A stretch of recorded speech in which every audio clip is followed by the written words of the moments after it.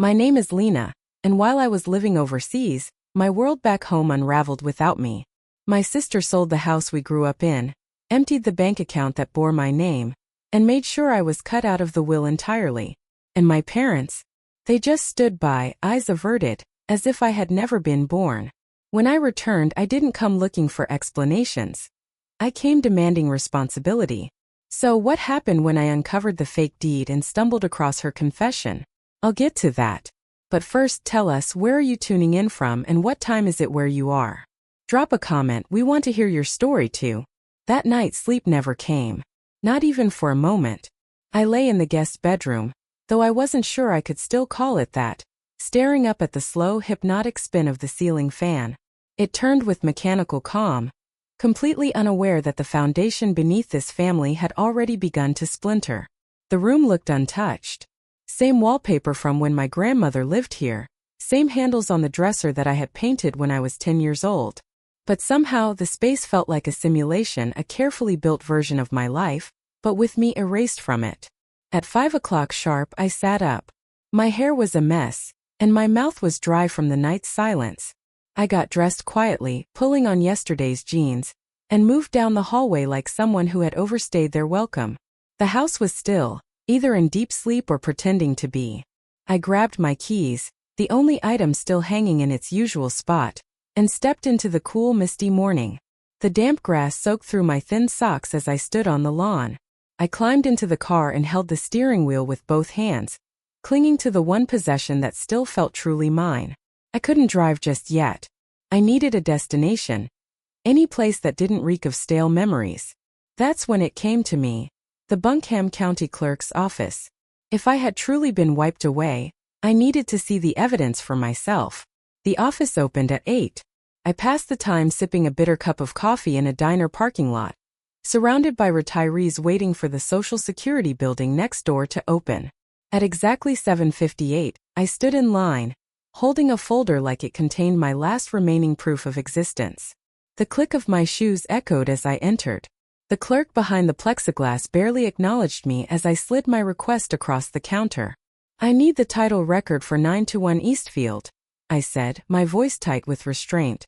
She typed, her acrylic nails tapping quickly on the keys. Then she paused, frowning. "You're not on the deed," she finally said. "It's listed under Tams and Weller, sole holder. Last update was 14 months ago." Her words echoed in my head, muddled and foreign. "Is there any reason I wouldn't be listed?" I asked, forcing the question through a dry throat. "It was meant to be a shared inheritance." She tilted her head slightly. "You'd have to talk to the person who filed the update. We only show current ownership." "Do you have a copy of that change form?" I asked. After a moment of hesitation, she printed the document. My hands trembled as I took it. There it was, a signature that was supposed to be mine but wasn't. The curves were wrong. The loops in the letters too stiff. The D in Lena curved backwards. I knew in an instant it had been forged. Out in the parking lot, I could barely breathe. My sister hadn't just taken my share. She had fabricated my consent. She rewrote the legal story as if I had willingly given up everything. And worst of all, our parents let it happen. They didn't say a word. I pulled out my phone, thumb hovering over the screen. For a second, I thought of calling my mother. But then I remembered the way she looked past me the night before. Like she was struggling to recognize who I even was. Instead, I sent a message to Noah. She forged my name. "Help." He called almost instantly. "Where are you?" he asked. I gave him my location. "I'll need everything," he said firmly. "The deed, the signature, date of transfer. If you have passport records from when you were out of the country, even better. I'll start pulling state-level documentation on my end." "I'm on it," I told him. There was a beat of silence before he added, "Lena, this isn't just a family disagreement. This might cross into criminal territory. Forging a name on a property title, especially one processed by the state, is serious." "I know," I whispered. "That's why I'm not walking away this time." I drove back, though calling it home felt like a lie. My heart thudded against my ribs. When I stepped through the front door, the silence in the house was heavy, unnatural. Brielle stood in the kitchen, flipping through a stack of envelopes. "You're up early," she said without looking up. I went to the county clerk's office, I replied evenly. Interesting paperwork you submitted for the house. She froze for a heartbeat. We've already discussed this. No, I cut in. You've monologued. I've been erased. That's not a conversation. Her gaze met mine now, sharp and unflinching. Lena, you left. You disappeared into Europe and stopped checking in. We had to make decisions. You forged my signature, I said coldly. She brushed her hair back and gave a thin, practiced smile. Can you prove that? I studied her, seeing through the fake sympathy, the polished lies. Yes, I said clearly. Yes, I can. Her composure cracked, just for a second. A flicker of fear. But then she turned her back to me like I was nothing more than a nuisance. We'll talk later, she muttered. No, I replied, calm and deliberate. We'll talk again, with my lawyer present. I returned to the room that used to be mine and shut the door. I didn't cry. I didn't scream. Instead, I opened my laptop, clicked into a folder titled Zurich Travel, and began assembling my alibi. It was surreal, realizing that your own blood could conspire to erase you, like a silent coup carried out with documents instead of weapons. No violence, no public betrayal, just forged ink and complicit silence. But they miscalculated. They assumed I wouldn't notice. They believed I wouldn't fight back. I didn't sleep. And by morning I had already scheduled another visit to the county clerk's office. The woman behind the protective glass looked up and told me, you're no longer listed as an owner. I didn't answer right away. My throat tightened, not out of shock, but from the weight of confirmation. I had anticipated the truth, yet hearing it spoken aloud solidified everything. I leaned forward, steadying myself against the counter, fingers brushing a loose strand of hair behind my ear like it might hold me together for just a few seconds longer. The clerk, a woman in her early 60s, gave me the kind of sympathetic look usually reserved for people who'd had a truly bad day, not the kind involving traffic delays or a spilled drink, but one that cracks the floor beneath you. Is there anything else I can help you with today? She asked softly. Can I view the title transfer history? I managed to ask, keeping my voice from trembling. She nodded, typing quickly, then slid a sheet of paper under the plexiglass. This is what we've got on file. Last update was over a year ago. I scanned the page with a growing sense of dread. Brielle's name appeared alone, mine had vanished, erased like some outdated record. At the bottom, a scrawled signature attempted to mimic mine. It would have passed unnoticed by anyone not paying close attention. But I knew my own handwriting. This wasn't it. The clerk leaned closer and said gently, sweetheart, if you didn't sign that, you may want to speak with a lawyer. I gave a tight nod. That's my next stop. Back in my car, I sat motionless, my hands locked around the steering wheel. I wasn't furious, not yet. What I felt was colder, quieter, a pressurized stillness just before something ruptures. My phone buzzed. Unknown number. The message was simple, check 921, Eastfield Road on Haven Properties. It's been listed for 3 days. Ask yourself why. A jolt passed through me. I clicked the link. There it was. The listing stood bold and proud, charming family estate, motivated seller. A slideshow began to autoplay. The photos hit like a punch. The living room, once my grandparents', now staged and glossy. The fireplace where we had opened presents on snowy mornings now decorated with an artificial plant. My bedroom, with its signature window seat, was now described as a cozy reading nook. Brielle hadn't just removed me, she'd rebranded my childhood like it was a real estate catalog. At the bottom of the listing was the agent's name. I didn't hesitate. I tapped call. Hello, this is Eli with Haven Properties. The voice was upbeat and rehearsed.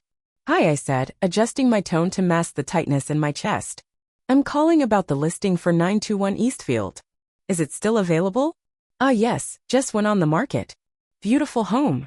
It's been in one family for years, but the current owner's moving out of state. And the title? I asked carefully. It's clean. Clean as they come. No liens, no joint claims, everything's already cleared. Should be a smooth close. Would you like to schedule a showing?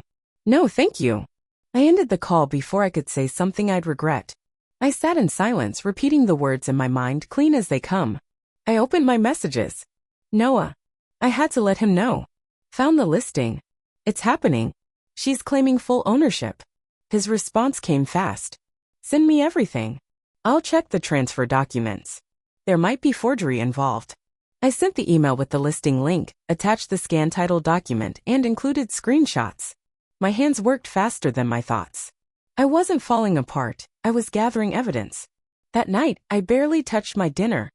The house was filled with people who carried on as if there wasn't a legal and emotional hurricane brewing in the next room. I grabbed my coat and keys. No one asked where I was going. Driving past the house felt like drifting through someone else's memory. Brielle's car was in the driveway. Through the window I saw her, wine glass in hand, laughing without a care in the world. She looked radiant. Untouched. Like betrayal had become a part of her daily routine. I didn't knock. I just kept driving, steering toward the one person who still remembered the version of me that existed before any of this. The woman who built firewalls and boundaries, both digital and personal, and who knew exactly when it was time to stop being polite. I didn't have a perfect plan yet.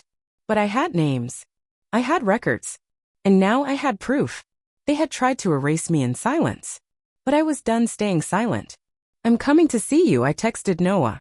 "This time, I'm bringing everything." When I arrived at his downtown office, Noah was already waiting with 2 coffees and a folder labeled with my name. He didn't bother asking if I'd slept, he already knew the answer. Instead, he gestured for me to sit, passed me the coffee, and opened the file. "There was a renunciation of claim file 13 months ago," he said, flipping to a page. "Sign with your name. Notarized in Asheville." I took the document, studying it like it was a crime scene. Every line, every stamp, looked legitimate. "I didn't sign this," I said firmly. "I was in Switzerland that entire month." Noah gave a slow nod and turned to the next page. "The notary exists, but if you weren't here, then this is a forged signature. I can request a subpoena for their signature log and records." "She forged this," I whispered, feeling the betrayal differently now. This wasn't just greed, she wanted the records to reflect that I had handed it all over voluntarily. It didn't feel like a punch anymore. It was colder, heavier. Like a winter wind curling down my spine. Later that evening, after spending hours cross-checking documents and timelines, I returned to my Airbnb and collapsed onto the couch, laptop in hand. I tried to distract myself, but couldn't. My fingers drifted to Facebook. In a local community thread, my name popped up. Lena left years ago. She cut ties with everyone. Heard she didn't even want the house. Brielle's the one who kept things together. Obviously, it went to her. My chest tightened. The comments weren't just speculation, they were carefully planted stories. Half-truths nurtured in silence. And they were growing. I sent a message to my mother. "Did you tell people I walked away from the inheritance?" No reply. I stared at the screen for nearly 2 hours before her answer appeared. "You weren't here, sweetie. That's what people assumed. Brielle just explained things." Explained. That word lodged in my chest like a splinter. I never expected her to lie for me, but letting others build falsehoods around my absence? And standing by without correcting them? The next morning, I made the call. The line rang 3 times before she picked up. "Hi, it's me," I said into the receiver. "Oh, hello, sweetheart." Her voice was gentle but cautious, as though she wasn't sure which version of her daughter she was speaking to, the one who called for holidays or the one who brought tension with her presence. "I need to ask you something," I began. "Why didn't anyone tell me what was happening with the house? Or with the will? Why wasn't I asked before my name was taken off?" There was a pause, long and uncomfortable.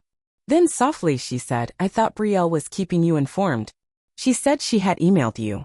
"She didn't," I said firmly. A heavy silence stretched between us, like a crack in plaster slowly widening. "We didn't want to stir anything up," she said eventually. "You've been away for so long. And Brielle, she took care of everything. Your father and I, we just didn't want drama." "Drama?" My tone edged with disbelief. "You know what I mean," she replied quickly, defensively. "You've always been more independent, Lena. Brielle, she stays close." And that was it. That one sentence explained it all. They didn't choose her because she was right. They chose her because she stayed. That evening, I needed space to think, so I walked to the cafe on the corner, ordered tea I had no intention of drinking, and sat at the window in silence. I had just stepped outside when I saw them, my father and Brielle, strolling down the sidewalk, smiling and carrying a shopping bag between them. I didn't wave or call out. I didn't move. I simply watched. They looked like something from a postcard. A father and daughter so at ease with each other, their rhythm flawless. You'd never guess anyone was missing from their perfect picture. And that was the cruelest part. I hadn't just been forgotten. I had been rewritten. That night, I opened my laptop again, scanned the documents, and highlighted every suspicious detail. The date that didn't match, the notary location that didn't align, the signature that didn't quite resemble mine. Then I started a list on a clean page, subpoena notary logs, passport stamp from Zurich, contact witness from my old employer, screenshot rumor threads, gather all digital edits to the listing. I wasn't reacting anymore. I was preparing. If they believed I would quietly disappear, they clearly didn't understand the person they had helped me become. This ends now, I whispered, not to anyone in particular, but to everyone who needed to hear it. The next day, Noah's voice came sharp through the phone. The notary who signed your renunciation also notarized 3 other documents that same week. One of them was a medical directive signed by your mother. I stood from the bench outside the courthouse, my breath caught halfway between inhale and exhale. That was around the time she fell, I said, the memory coming into focus. She was in rehab. In and out. Exactly, Noah replied. The same week she supposedly handed over the estate. Lena, if she wasn't fully aware, the notary couldn't have legally validated that signature. If we can show she was mentally unfit to consent, that elevates this to something far more serious than forgery. My thoughts flew back to that icy winter day. My mother had slipped outside a grocery store and hit her head. 2 days later, she called me sobbing, thinking I was still in college. I'd had to remind her I was in Switzerland. She was disoriented, confused about time, place, even who I was. She wasn't lucid, I said, barely recognizing my own voice. And that's our concern, Noah said. A notary must verify the person signing understands what they're doing. If she didn't, this could be fraud and potentially elder abuse. The following morning, I drove to Myrtle Pines Recovery, a modest rehab facility just outside Asheville. At the front desk, the nurse's posture stiffened when I asked for access to my mother's medical file. But when I mentioned I was her daughter, her stance softened. Off the record, she whispered, casting a glance down the corridor. Your mom wasn't making decisions that week. She was forgetting names, mixing up the year. We had to remind her each morning where she was and why. She passed me a folder. Inside was a page of notes from the on-duty therapist. One line stood out in shaky handwriting. Patient appears confused and unaware of time or place. And there it was next to that, a signature on a legal release form, complete with a notary stamp. No witness. No doctor's approval. No social worker present. She signed this, I murmured. But she had no idea what she was signing. That night in Raleigh, Noah and I sat in silence in his office, files and papers spread across the table like a battlefield. This isn't just a moral violation, he said, scanning the records. This is potentially coercion. Possibly elder abuse. I nodded slowly, trying to steady the ache in my chest. Brielle gave her a pen while she was barely conscious. And my mother, she trusted her enough to hold it. There was grief there. Not just for the things stolen from me, but for the person they used to do it. 2 days later, we took the next step. The bank. We walked into the same branch my parents had used since I was 16.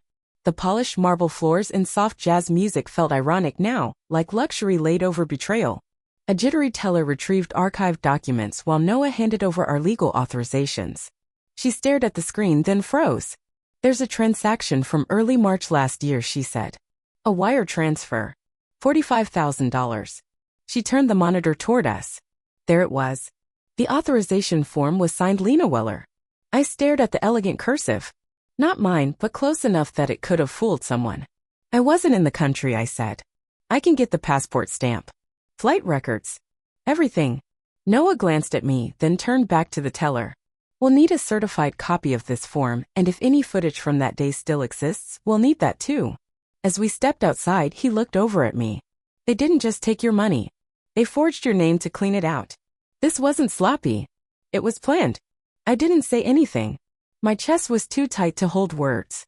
Later that night, I stood in what used to be my bedroom, eyes fixed on the ceiling, counting the cracks like I used to when I was a child falling asleep.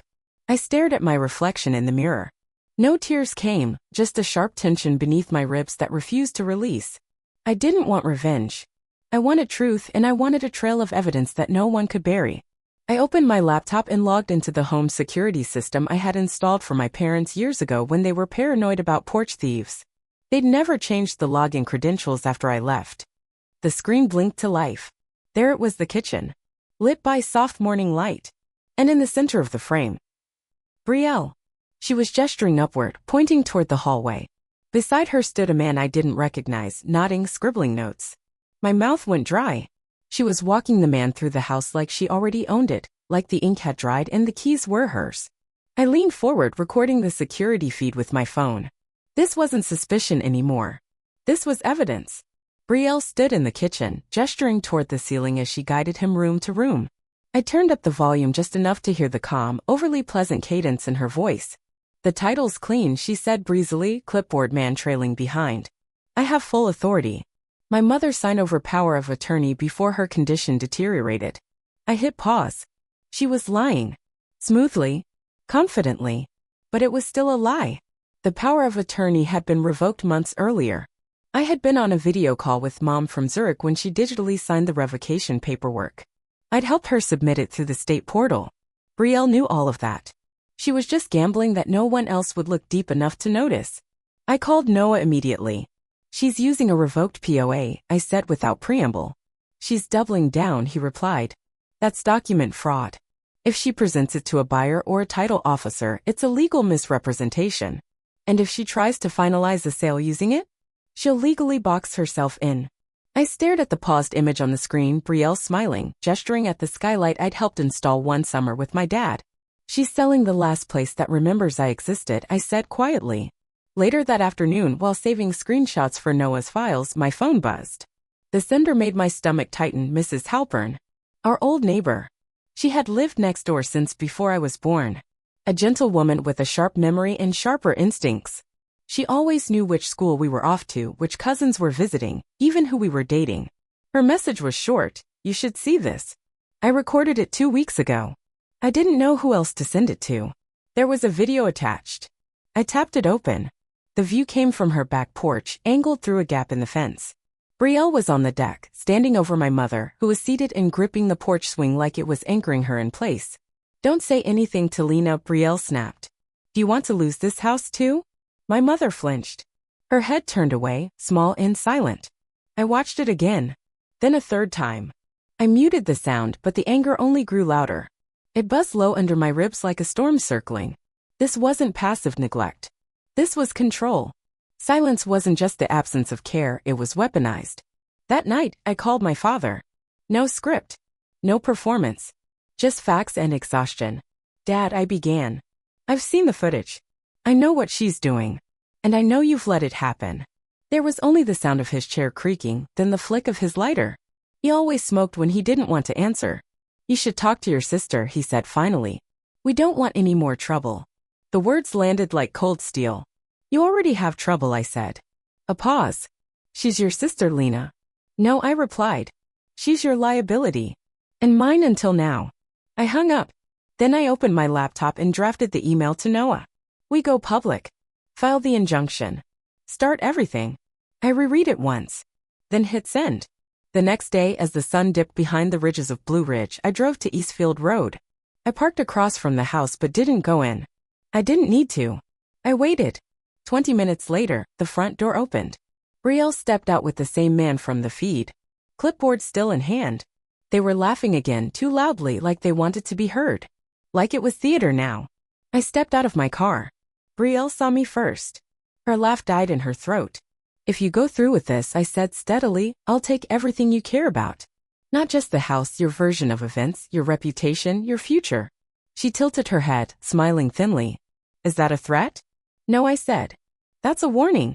And I have evidence for every word." The man beside her looked uncomfortable, unsure where to place his eyes. Brielle kept her smile, but it didn't touch her eyes. "I'm not easily scared." "You should be," I replied. "You're not lying to a sister anymore. You're lying to the law." Then I turned and walked back to my car. My heels echoed against the pavement, followed by the hum of the ignition. They'd taken the first shot. I was done absorbing the damage. The next morning, I walked into the bank with a folder and a subpoena. The branch manager scanned the document I slid across his polished desk. The confidence on his face faded quickly as he saw the forged form, a transaction slip with my name written in someone else's handwriting. "I'll need a few minutes to confirm this," he said, clearing his throat. "You'll find a loan taken out for $38,000, I said evenly. "Secured using my name and social security number. The property listed is 921 Eastfield." He frowned, typing into his computer. His expression changed as the records pulled up. "It's there," he said at last. "Auto loan. March of last year. Approved and cleared within a single day." Noah leaned in. Lena was in Zurich at the time. "We have everything: passport stamps, work logs, travel records." That's not suspicious, he added. That's fraud. The manager nodded, sweat beginning to bead at his temple. Would you like us to initiate an internal investigation? Noah didn't hesitate. We'd like full documentation, every transaction linked to that loan, and the original application. Also, any surveillance footage from that date, if it's archived. Of course, the manager replied, already typing the request. I folded my hands, steady and silent. They hadn't just stolen the house. They had borrowed against my name, my identity, my future, as if I was just a ghost on paper. A signature to be moved around. That night, back at my rental, I sat on the edge of the bed and opened my laptop. I uploaded all security footage from the house to 3 separate cloud drives, 2 personal, 1 shared with legal. Then I watched the clips again. Not to punish myself, but to catch anything I'd missed. Brielle's full tour, the living room, the kitchen, even my childhood bedroom. This is the house I grew up in, she told the buyer, her voice filled with a warmth I hadn't heard from her in years. It's mine now. I've taken care of all the legal stuff. Another clip followed her husband, Mason, standing in the driveway. He was talking to another man, business casual type, pointing out the gutters in the garage door. I zoomed in on the timestamp. It matched the same week Brielle swore nothing was happening with the property. I downloaded every frame. Within minutes of sending the folder to Noah, his reply came in, got it. Building the case now. Property misrepresentation, POA misuse, identity theft, financial fraud. I didn't feel triumphant. I just felt functional again for the first time in days. The next morning, Noah and I walked into the Buncombe County Clerk's office. He had on his courtroom expression, one I'd seen only a few times before, and I wore the look I'd perfected during years of tech presentations, confident, unreadable, resilient in front of rooms full of skeptical men. We handed over the injunction paperwork to halt any potential sale of the Eastfield property. Simultaneously, we froze the connected bank accounts pending investigation. The clerk stamped each document, paused just long enough to glance at me, then gave the faintest nod. As we left the building, Noah turned toward me. They're going to hit back hard, he said. They'll frame you as bitter, angry. Are you prepared for that? I didn't blink. They've had years to polish a lie. I've had a week, and it's already unraveling. He smiled faintly. Let's finish it. That evening, while reviewing documents at the kitchen table, my phone buzzed. It was Brielle. I didn't answer. Just read the text. What the hell are you doing? The bank called. Why are you trying to destroy everything? My fingers moved across the screen with calm precision. You shouldn't have forged my name. I hit send. She never replied and she didn't need to. This wasn't about revenge. It wasn't even personal anymore. It was arithmetic. They subtracted me from the will, the home, the narrative. But now I had records, timestamps, footage. I wasn't just reclaiming what was stolen, I was correcting the equation. The following morning, I officially filed the fraud report and submitted a request to subpoena Brielle's full digital communication history. Moments later, Noah called out from his office. You're going to want to see this, he said. I stepped into the room. His screen was already turned in my direction. He tapped one document open, an email from Mason, forwarded by Brielle 9 months earlier. If she shows up, we say she walked. No court will care if we've cleaned it all up by then. Another message followed, Brielle to a former colleague at a global tech firm where I once interned. Do you still have access to visa or travel logs? Trying to confirm if my sister was overseas. Long story, family stuff. Just covering bases. I read them twice. Then a third time. This wasn't desperation. It wasn't sloppiness. It was strategy. They had choreographed every piece, witnesses, stories, paperwork.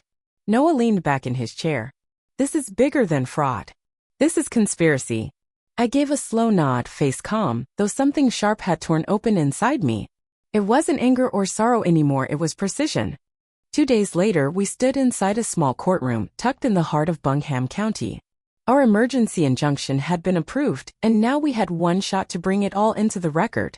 Noah began with documentation, forged loan forms, a revoked power of attorney, falsified withdrawal slips.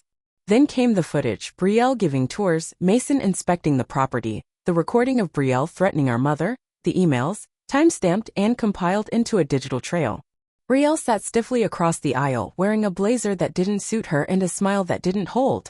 She didn't look confident. She looked cornered. Miss Weller, the judge said, do you dispute sending these emails from your personal account? She cleared her throat. I was just trying to keep things organized. Lena, she left.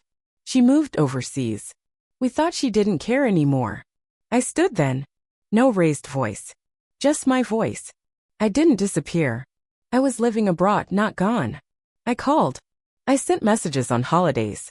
I still paid property taxes under my name. Brielle opened her mouth, but the judge lifted his hand. I turned slowly, taking in the courtroom. My mother sat in the second row, fingers knotted around tissues. My father wasn't there. Distance doesn't mean absence, I said clearly. Silence isn't permission. And being family doesn't entitle you to erase me. There was a pause. Even the courtroom clerk had stopped typing. And then I said, softer, you can't talk over me anymore. The evidence speaks louder. The judge ruled quickly, immediate freeze on all property transactions, a forensic audit of all estate-linked finances, and a reopened inheritance case on grounds of suspected collusion. I didn't celebrate. I just sat down. Behind me, I heard it, a quiet sob. My mother. I didn't turn around. Because the pain wasn't in the win or loss. It was in realizing how deep betrayal goes when it comes from the people who once kissed your scraped knees and packed your school lunches. Brielle looked back once before the bailiff guided her out. Her expression had changed. She wasn't smug anymore. She was scared. She had spent so long constructing the lie that she never imagined what it would feel like to see it turned into a mirror. And when the lie cracked, the silence shattered with it. The truth wasn't just louder, it was heavier. Outside the courthouse, a reporter stood with a notebook in hand, windbreaker half-zipped, press peeling from the front. Miss Weller, he said gently, any statement about today's ruling? I didn't respond immediately. The air was crisp. For a second, I remembered who I was before all of this. Finally, I said, what happened wasn't just about the law. It was about family. That's the danger with fraud in families. People think it's acceptable because it's blood. He scribbled, waiting. They used our last name to erase me, I continued. I used their lies to bring everything into the light. And then I walked away, no handshakes, no glances back. The judge had given us 7 days to complete the forensic audit. That afternoon, Noah looked up from his laptop. We just uncovered something else, he said. There's a second mortgage, one you never signed. The buyer is listed as a shell company linked to Mason. Noah's jaw tightened as he turned his laptop toward me. It's not even subtle, he said. The name on the shell company stood out instantly, Jude Mathers, Mason's longtime business partner. I scanned the documents. Forged signatures, false addresses, fabricated bank routing numbers, all built on top of my stolen identity. It's filed under your maiden name, Noah added, but the intent's obvious. They used your identity to leverage equity they never had any claim to. It sank in all at once. They weren't trying to preserve the house. They were laundering it, flipping it into clean profit by scrubbing me from its history. And they almost succeeded. That same afternoon, we drafted the settlement terms. I didn't want vengeance disguised as drama. I wanted something unshakable. Legal. Final. Irrefutable. Brielle would relinquish all claims to the estate. Mason would be reported to the state's fraud board and lose eligibility for holding financial licenses. Brielle would sign a notarized statement, admitting to the forgeries, the misuse of power of attorney, and her collusion with Mason. In return, I wouldn't press criminal charges that could easily land them behind bars. She refused at first as expected. Called me cruel. Claimed I never cared about the house to begin with. Accused me of being petty, bitter, selfish. But that was before Noah sent her the full audit report. Before she saw the video stills of her threats on the porch. Before the court transcripts showed up in her inbox. Before she heard her voice on tape, read the timestamped emails, and faced a lawyer who hadn't missed a single line of procedure. She caved. She signed. And for the first time since I stepped off that flight from Zurich, I exhaled. I drove to my parents' house alone. No reporters. No court orders. Just me and a manila envelope. My father answered the door. He looked smaller somehow, whether from age or the fact that I'd finally stopped shrinking to accommodate him, I wasn't sure. I handed him the envelope. He didn't ask what was inside. Behind him, my mother sat in her usual chair by the window, gazing blankly at the backyard like it was whispering secrets she couldn't quite hear. Her cardigan draped from her frame like it belonged to someone else. Her hands rested still in her lap. I stepped just far enough into the room to be heard. You don't need to pick sides anymore, I said. The truth already has. My father flinched slightly but stayed silent. That had always been his response, quiet, passive, afraid of making a mess. But silence doesn't preserve families. It just empowers the loudest voice in the room. I turned and walked out, leaving behind the final nail in the coffin of their fiction. The air outside was warm. Not sweltering, just a mellow southern spring day. Everything smelled faintly of bark and cut grass. As I made my way down the driveway, I passed the patch of pavement I used to roller skate on. The slope that once bloodied my knees. The oak tree where we'd hung plastic Easter eggs from ribbons. I didn't cry. Not this time. My phone buzzed. It was Noah. "It's official," he said. "The judge signed off. The title's in your name again. You're legally clear." I smiled. Small. Quiet. Genuine. "Thanks," I said. "I'm emotionally clear too." He paused. "You sure you're okay?" "I wasn't seeking revenge, no," I said. "I never was." "Then what were you looking for?" "Closure," I said. "And I earned every word of it." 2 weeks later, I packed the last of my belongings and drove north toward somewhere I didn't need anyone's permission to belong. The cabin was small, but the silence there didn't echo. It resonated. It felt like peace. A winding dirt road led through a thicket of trees just outside Boone. There were no neighbors in sight, no background noise, just birdsong and the soft hush of wind moving through pines. It took me 3 weeks to get here. 3 weeks of packing, signing releases, and unbinding myself from the past. But when I stepped out of the car, none of that weight came with me. No more bitter stares. No locks changed in secrecy. No forged signatures in drawers or whispered betrayals behind closed doors. Just a rented cabin with 1 bedroom, a screened porch, and a welcome mat that didn't care if I walked in alone. I brought 1 suitcase. That was all I needed. On the nightstand, I placed a single photo, me and my grandmother, laughing, covered in flour in her kitchen. Everything else, the silence, the betrayal, the names I left behind. I opened a new bank account in my full name. No joint holders. No hidden access. No more surprises. Later that night, my phone buzzed again. "Noah. Property fully restored. You're safe. Brielle's confession is sealed under court order." I didn't respond right away. I stared out the window into the night. Then I typed, "I didn't want her punished. I wanted her stopped." There's a difference. The next morning I sat at the kitchen table with a cup of coffee and began to write. "Dear Mom and Dad, I don't hate you. I just finally saw you for who you are when no one's watching. You protected the one who was loudest.